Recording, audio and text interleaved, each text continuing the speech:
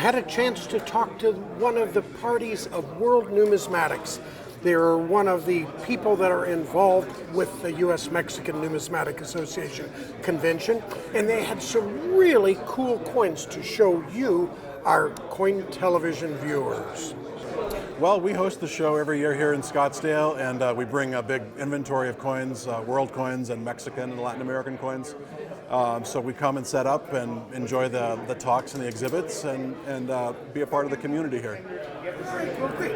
And we ask our dealer friends, do you have anything really cool to show us? Yeah, I brought something today it's not Mexican related, but it's a piece of World War II history. And really what I like about it is that it sort of shows the universality of coins and gold and the usefulness of gold, particularly in times of trouble or duress. This is a World War II flying kit. It's a kit that a soldier or a pilot would have had sewn into their jacket, and if they were downed and in trouble, they could use this kit to trade with the locals or whoever found them to get back to safety, to get back to their line, and they would trade this gold. So really it's intended for a rescue procedure for soldiers in World War II. So it indicates the universality of gold. Well, it indicates the usefulness of gold, really. It's something that can get you out of trouble. So we have multiple stories of people throughout history that have had to flee a dangerous situation, and the first thing they took with them was gold. So in this situation, you have pilots who had a way out of trouble. So there were three gold rings that were probably 14 or 15 karat.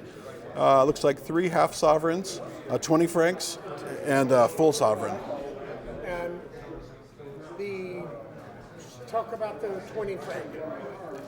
Yeah, these are all coins that would have been common, useful, and well known wherever the theater was in World War II at the time. So these are European coins, and these would be well known and very liquid and easy for the person who found the soldier or the pilot to go and sell at market value. So basically reap the reward for helping out an American soldier.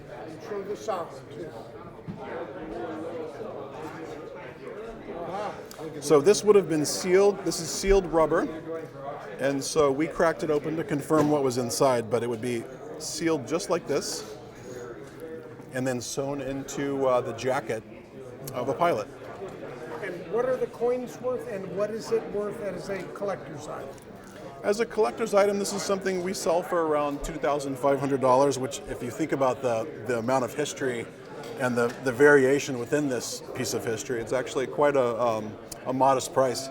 I would say there's about net 1 ounce of gold in the whole set, but it's divided among 5 coins and 3 rings. Tell me another cool story. Okay. Well, this is a coin that we brought to the show here in Scottsdale.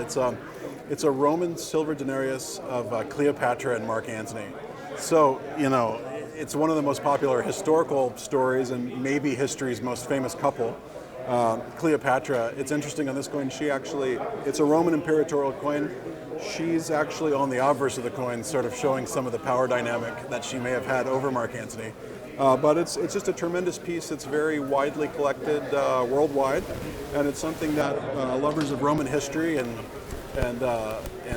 Egyptian history would be looking for. These are coins that come. There's a tetradrachm and a denarius. Those are the 2 most popular types, and this is a really nice piece. Most collectors look for a nice legend where they can read Cleopatra's name on the obverse, and we're able to see a good amount of that on this example. So this is a coin that we really like. How accurate are the portraits? Was she as beautiful as Liz Taylor? Right. Well, that's always one of the number one questions.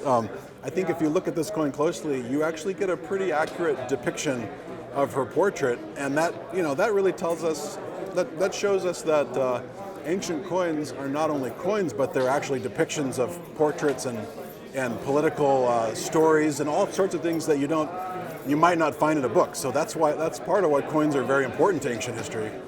And what kind of value? Something like this, we're selling for around $15,000. Well, there's one more I'd like to show you. It's probably my favorite coin series. That's over 2,500 years old. and it really is the birth of pure gold coinage in the Western world. It's a coin that's struck in 561 BC under King Croesus, and it's a heavy stater. It features a lion and a bull facing each other on the obverse, and on the reverse it's got an incuse punch, a very simplistic, crude punch.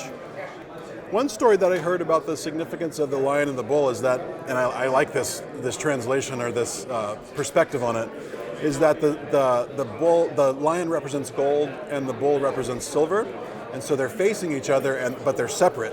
So it's sort of a metaphor for the separation of gold and silver. I've also heard a story about the sun and the moon as being symbolic figures represented by the animals. So I like the gold and silver perspective because it's connected to the actual history of the purification of gold and separating out those alloys. So that's the perspective that I like. It's a tremendous coin. They're very heavily collected. They were struck in a few different weight standards. So there's a heavy standard and a light standard. This heavy one is about 10.7 grams. And there's also a prototype series, which is considered to be one of the earliest renditions of the type. So this is the beginning of the Western world figuring out how to properly assay precious metals. So whereas you might have earlier dated electrum coins that had more base metals and silver mixed into the gold, this is really a nearly pure gold coin. So it's the birth of pure gold coinage in the Western world. For our viewers that will want to know, how are coins like this found? Many of these are found, are unearthed. They're found in the ground. So the earth has preserved them for many, many years. So when you see an ancient coin that has a beautiful look to it and you feel drawn to it, and it's not mint state, it's not a reason to be upset that it's not a perfect mint state coin. These were not made by machines. These were hand hammered. Each flan or blank that was used is a little bit different, but should be the same weight standard. So, you're not always looking for perfection. You're looking for a design. Since each one's a little different, you're looking for one that really captures your eye. And is that the coin of the Midas touch? Yeah, so this is from the same period. It's a part of that same story of King Midas. So everything that he touched was gold. You had a lot of this type of gold was found in riverbeds and out in nature, naturally occurring gold. So that also connects to the King Midas story. What kind of value? Something like this we sell. This is a VF Star 5555, graded by NGC, and it's a really wholesome, nicely struck piece. You can see a lot of the detail in the animals' necks and heads. So something like this we sell for around $22,000.